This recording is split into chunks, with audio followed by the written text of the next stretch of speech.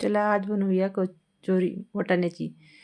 त्याला लागणारे साहित्य मिरची, कांदा, टमाटर, सर्व काही अद्रक, लसूण वगैरे सर्व मिक्सरमध्ये काढून घेऊया आणि तळायला घेऊया. तळल्यानंतर छान खुसखुशीत तिखट, मीठ सर्व काय साहित्य घालून, सर्व मसाले घालून तिथं थोडा बेसन पण टाकायचं वाढला, त्याच्यामुळे लवकर शिजून घेते.